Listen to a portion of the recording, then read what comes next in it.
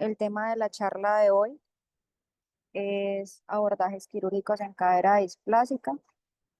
Entonces, para dar inicio como introducción, recordemos que el objetivo pues, de realizar cualquier procedimiento quirúrgico, sobre todo aquellos que son abiertos, incluye lograr o realizar una reducción concéntrica o una reducción estable en una cadera que todavía pues tenga un prospecto pues de un desarrollo normal o que querramos prevenir la mayoría de las complicaciones, y este tratamiento va a depender de la edad. Esto puede ser, por ejemplo, para los pacientes más pequeños, el arnés de Pavlik, del cual hablamos la charla anterior, pero ya en los casos más grandes, pacientes de 6 a 18 meses, en los que no es posible llegar a realizar una reducción cerrada, o aquellos de más de 18 meses, en los que también falla una reducción cerrada, van a necesitar realizar una reducción abierta, y pues esto se va a dar por medio de los abordajes que ya vamos a mencionar. Es importante mencionar o recordar también que estos abordajes no son inocuos, siempre van a presentarse o a tener el riesgo de realizar complicaciones, dentro de ellas la reluxación, una displasia residual, la necrosis avascular como la complicación tal vez más importante, y la persistencia de la subluxación en los casos en los que no se logre pues una reducción concéntrica. ¿Qué tipo de abordajes tenemos para la cadera? En general, vamos a ver que hay abordaje medial, anterior, anterolateral y posterior. Esto va a depender o la elección de cada uno de estos abordajes para este tema va a depender de la edad del paciente, del grado de displasia o de luxación de la cadera y el procedimiento que nosotros vayamos a realizar. Eso nos va a ayudar a diferenciar, y por supuesto también la experiencia del cirujano, qué tipo de abordaje vamos a realizar. Entonces, si comenzamos con la edad del paciente, aquellos pacientes que son más jóvenes, en los cuales yo vaya a querer realizar una reducción abierta, lo ideal es realizar un abordaje anterior o un abordaje medial, donde yo pueda exponer perfectamente la porción o la superficie articular, y muy probablemente no voy a necesitar realizar ningún tipo de procedimiento reconstructivo tipo osteotomía, para lo cual yo necesitaría ya en los pacientes más grandes o mayores de 2 años realizar un abordaje ya sea anterior o un abordaje anterolateral, e incluso en algunos procedimientos de revisión un abordaje posterior, pero pues ya digamos que es más indicado al tipo de procedimiento que yo voy a realizar, o es más fácil entenderlo si yo lo focalizo en el tipo de procedimiento que yo voy a utilizar. Entonces, en displasias que son leves o en pacientes que no tienen rigidez, puedo utilizar perfectamente un abordaje anterior, un abordaje medial o incluso un abordaje anterolateral, pero ya en displasias que son complejas o que yo necesito realizar algún tipo de tenotomía, o que necesito explorar mejor la articulación, indudablemente lo voy a ver mejor por un abordaje anterior o un abordaje medial. Y para aquellos pacientes que necesito realizar algún procedimiento o alguna osteotomía, ya sea en el fémur o en el acetábulo, un abordaje anterior o un abordaje lateral, incluso un abordaje posterior.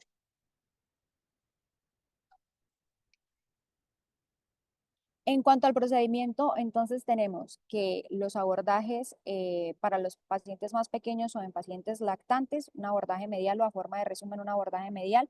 Cuando yo voy a realizar algún tipo de osteotomía, un abordaje anterior. Cuando yo voy a hacer osteotomías laterales o osteotomías de fémur, un abordaje lateral.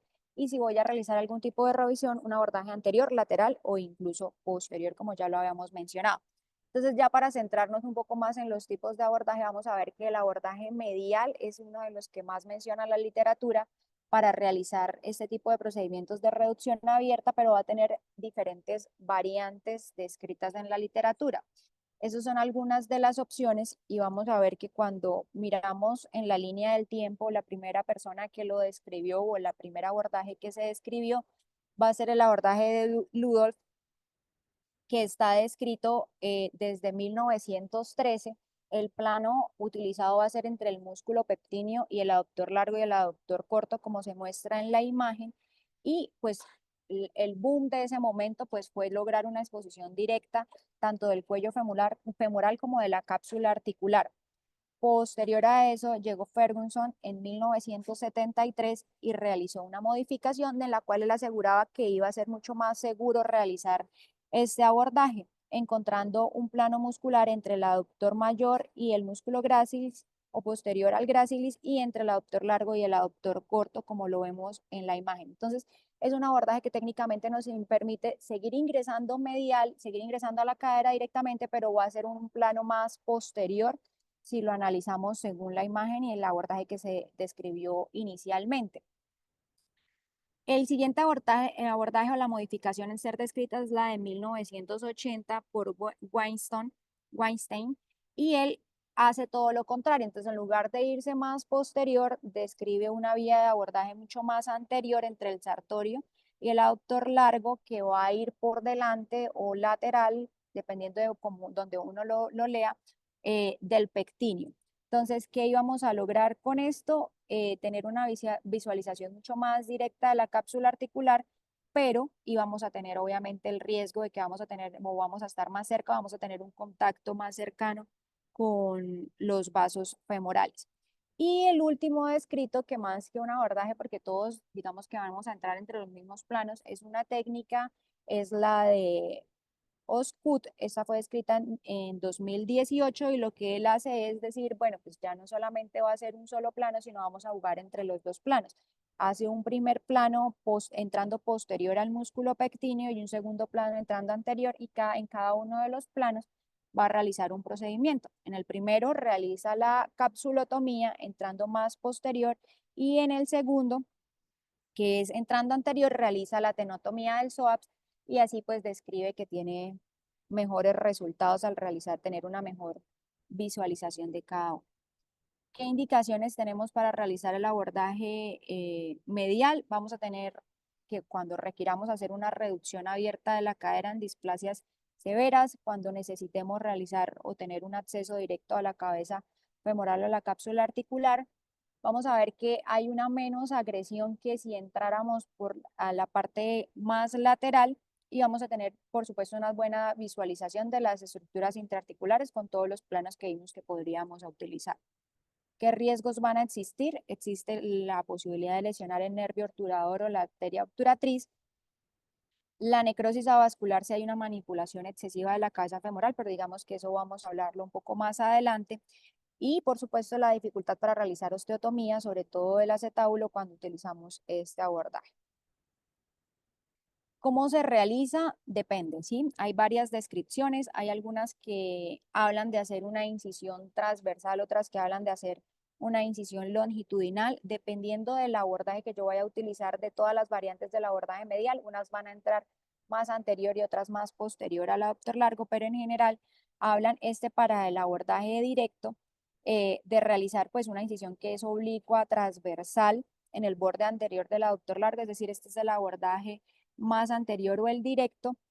Va a hacerse 1 centímetro distal o paralelo al pliegue inguinal. Obviamente vamos a tener cuidado en la disección con la vena safena cuando estemos haciendo pues, la apertura de la fascia, y lo que vamos a tener entonces es que vamos a entrar en un plano en donde vamos a tener el músculo pectíneo más medial o más posterior e inferior, y los vasos femorales los vamos a llevar más lateral, obviamente con la precaución de no lesionarlos.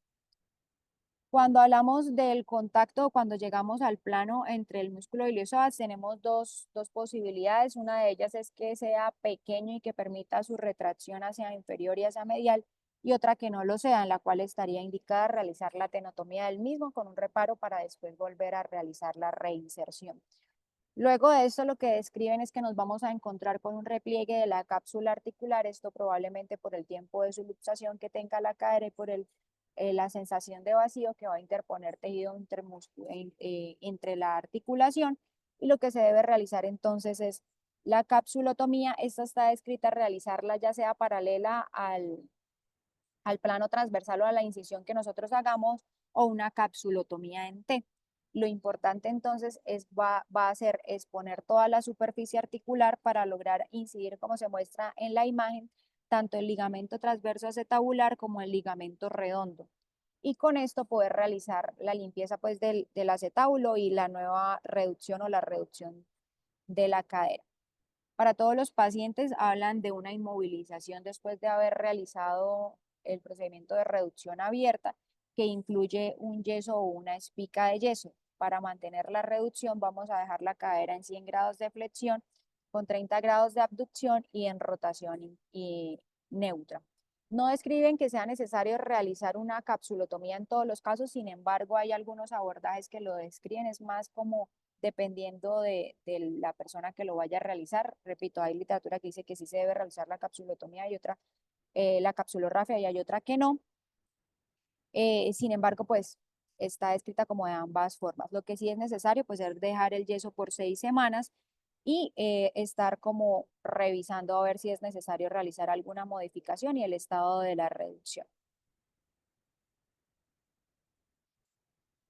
En cuanto al abordaje de Ferguson, la incisión, como les mencionaba, esta incisión también puede realizarse como la incisión previa. En este caso, la imagen muestra que es una incisión más que transversal longitudinal. El paciente va en la misma posición. Vamos a ingresar en un plano de piel ya no anterior, sino posterior al aductor largo y se va a extender pues lo que uno necesite extenderse. Ellos describen que 7 centímetros debería ser suficiente ingresando, como se muestra la imagen, en un plano muscular que va entre el aductor mayor y el aductor brevis. Esto nos va a permitir, como mencionaba ahorita, tener un acceso directo a la cápsula articular.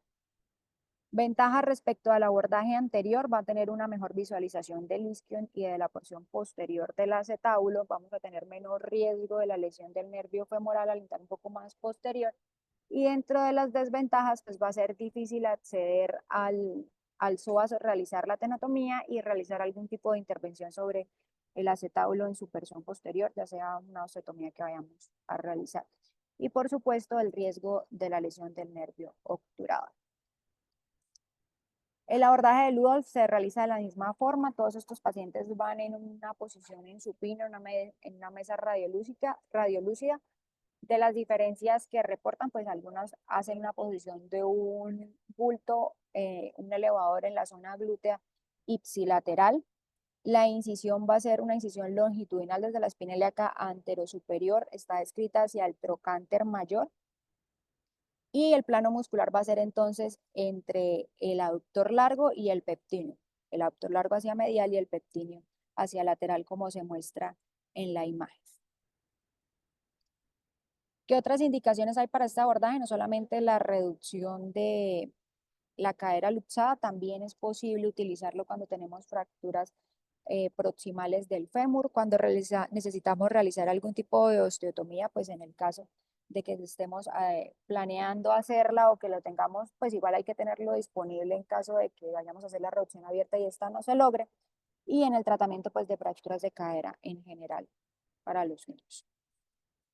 Esos fueron los abordajes mediales. ¿Qué otros abordajes hay? Está el abordaje anterior, que digamos que cuando uno revisa la literatura es el siguiente en contraposición a los que siempre son comparados entre ellos, y es el abordaje de Smith-Peterson.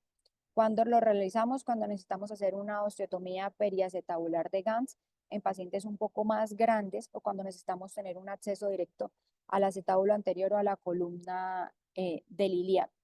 ¿Qué ventajas vamos a tener? Una muy buena visualización del ilion, del pubis y del acetábulo para poder realizar el abordaje. Se va a preservar el glúteo medio, los brazos circunflejos, contrario a cuando hacemos un abordaje más lateral, y permite pues una correlación multiplanar del acetábulo. ¿Qué riesgos vamos a tener? Aquí ya empieza el riesgo del nervio, la lesión del nervio femurocutáneo lateral al estar mucho más anterior y lateral en la cadera, la presencia de las ramas circunflejas que pueden llegar a causar un hematoma en caso de que no las visualicemos o entremos un poco más lateral, y la inestabilidad en cicatriz o herniación muscular al entrar en un plano más anterior. Entonces, estas son algunas imágenes de lo descrito de este abordaje. Ingresamos 2 centímetros lateral a la espina ilíaca anterosuperior y continuamos 8 a 10 centímetros distal. Está descrito realizar o no la tenotomía de las cabezas del recto.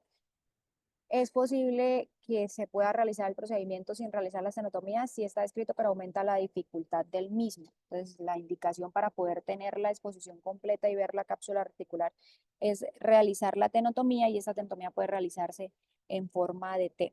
El intervalo en el que vamos a ingresar es entre el sartorio y el tensor de la fascia lata. Otro abordaje que tenemos es el abordaje anterolateral. Dentro de las indicaciones, por supuesto, vamos a tener la reducción de la luxación.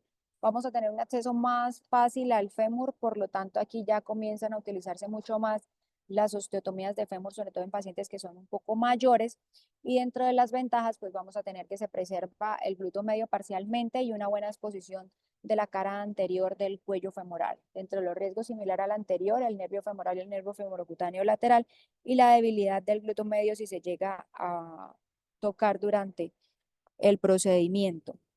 La artrofibrosis posoperatoria es uno de los riesgos que, contrario a los procedimientos anteriores, si bien existe, aquí es mayor cuando lo realizamos en el abordaje anterolateral, una incisión en bikini.